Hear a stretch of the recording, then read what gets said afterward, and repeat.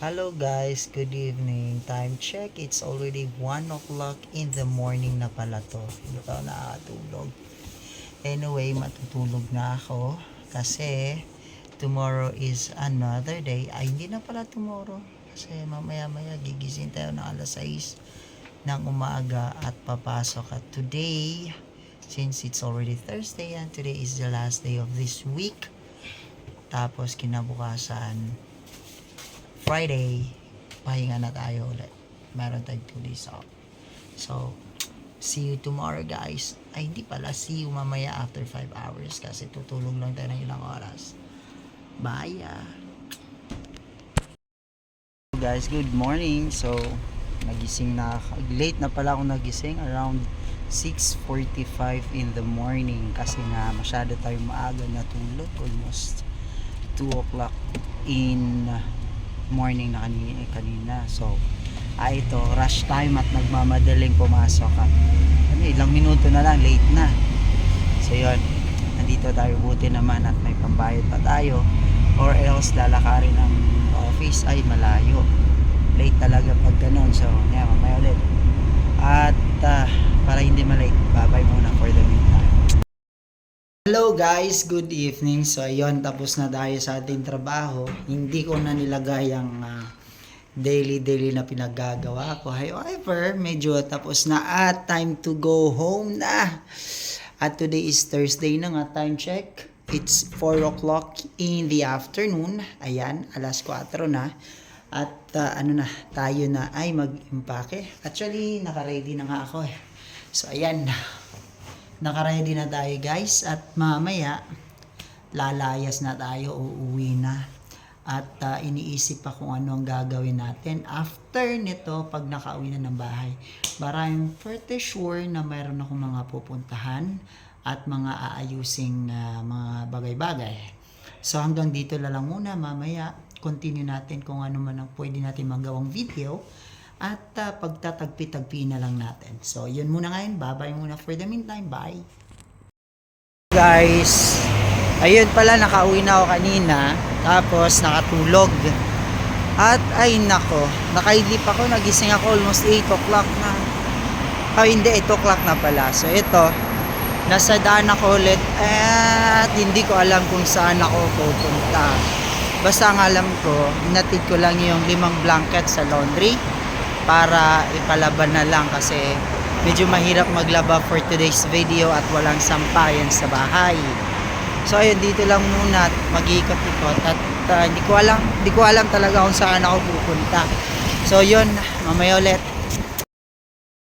Guys, what?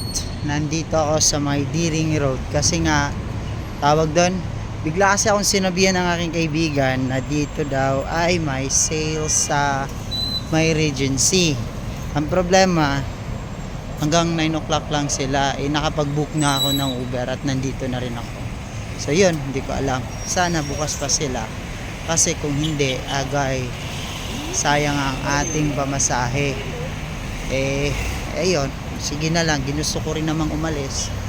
Kasi wala talaga akong maisip eh. So yun, mamaya tingnan natin kung talagang bukas siya. If hindi, kasi maganda sana mga talagang mabababa yung presyo. Sale talaga sila. So yun, mamaya na lang.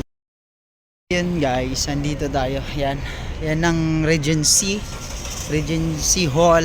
Unfortunately, sarado na siya at 9 o'clock hanggang 10, pero yung mga pa-out na lang yan. So hindi kami pinapasok, which is okay lang kasi ang dami naman tao talaga sa loob. So hindi kaya kung magpapapasok pa sila ng tao. So tomorrow, bukas daw sila at 10 o'clock in the morning.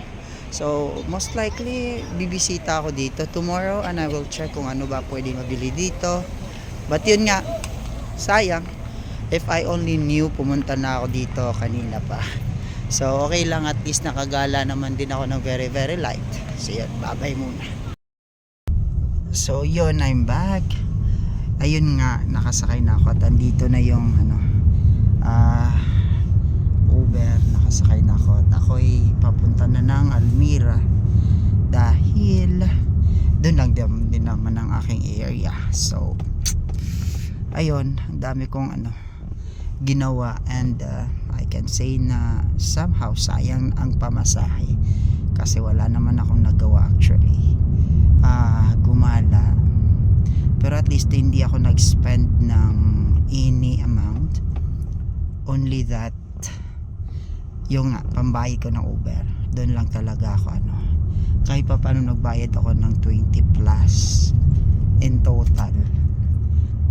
Sayang yun, pero sige na lang. What's important is that nakapasok din ako for my 3 years of existence here sa Qatar. Actually malapit din ako before sa Regency Hall, pero hindi talaga ako nakakapunta doon. So ayun, so mamaya na lang pagdating ko ng Almira, mag-update na lang tayo ulit. So ayun guys, nakarating niya ako dito. Ayan, Almira nga. Dito nga ako sa Almira. Yan ang Almira sa likod ko.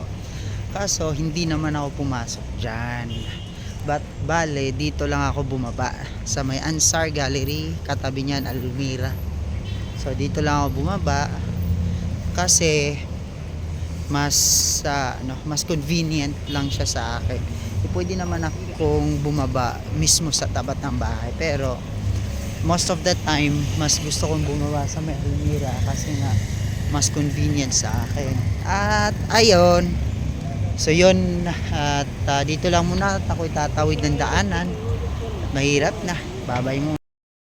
Hello guys, after all nakauwi na rin ako at eto, pagpa-fresh, naligo na, at eto, higa-higa na lang din kasi ako'y matutulog na.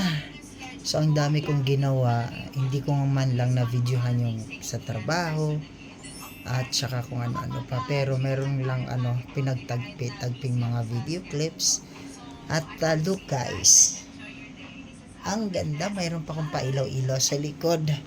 Pero alam nyo guys, life is so napagod ako maglakad actually. Pero yun nga, medyo naka-release din ng pain, not so stress. At ayun, wala na akong pang ibang sasabihin sa inyo. Kung hindi, good night po sa inyong lahat. God bless po sa atin. God bless. I love you all. Good night.